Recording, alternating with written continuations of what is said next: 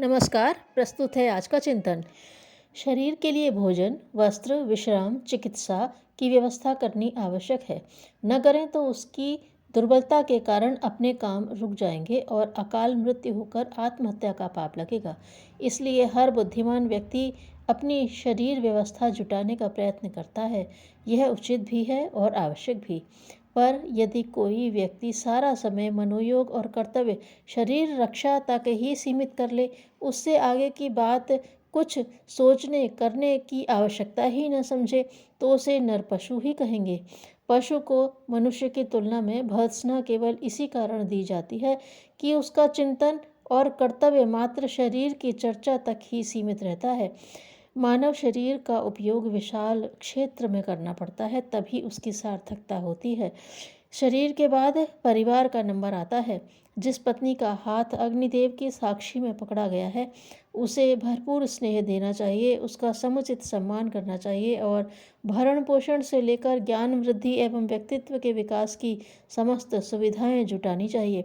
एक विश्वस्त साथी की तरह उसे आगे बढ़ाएं और ऊंचा उठाने के लिए सब कुछ करना चाहिए। इसी प्रकार बच्चों के साथ हंसने खेलने से लेकर उनके स्वास्थ्य, शिक्षा, सुविधा का ध्यान रखना चाहिए। साथ ही उन्हें सुसंस्कृत बनाने के कठोर कर्तव्य का भी विस्मरण नहीं करना चाहिए। माता पिता, भाई बहन सभी कुटुंबियों की भौतिक एवं आत्मिक आवश्यकताओं के लिए अपनी सामर्थ्य के अंतर्गत जो कुछ भी हो, उसको औचित्य की मर्यादा में पूरी तरह निभाना चाहिए। पारिवारिक कर्तव्यों में न तो उपेक्षा बरतनी चाहिए और न शिथिलता। उस उद्यान को हरा भरा रखने के लिए एक कर्तव्यनिष्ठ माली की तरह हमें सतत प्रयत्नशील रहना चाहिए।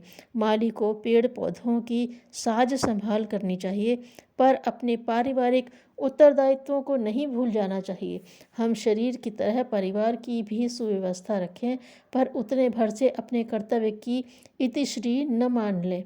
मनुष्य एक सामाजिक मछली है, जिसे सब कुछ पानी रूपी समाज से ही मिला है। उसी में उसका जीवन है। पानी विषैला हो जाए तो मछली न सुखी रह सकेगी और न जीवित। समाज का वातावरण भ्रष्टता और दुष्टता से विषाक्त हो जाए तो किसी सज्जन व्यक्ति की भी शांति सुरक्षित नहीं रह सकती।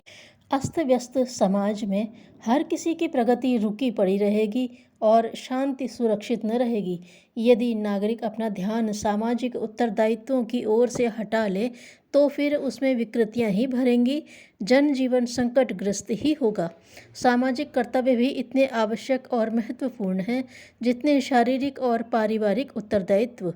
हमें सीमित और संकीर्ण नहीं होना चाहिए। शरीर और परिवार का ध्यान रखते हुए उतनी ही छोटी परिधि में सीमित अवरुद्ध नहीं होना चाहिए। आत्म विकास की दिशा में बढ़ते चलने का विशाल दृष्टिकोण रखकर ही उदात्त जीवन जिया जा सकता है। आत्मा और परमात्मा के साथ भी हमारा कुछ रिश्ता है।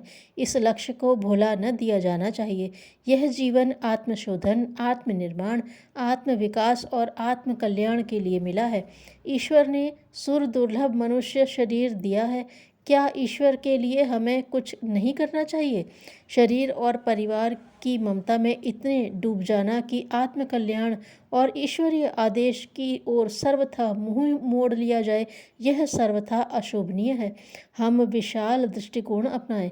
शरीर और परिवार की जिम्मेदारियां निभाते हुए समाज के प्रति, आत्मा के प्रति भी अपने उत्तरदायित्व समझें।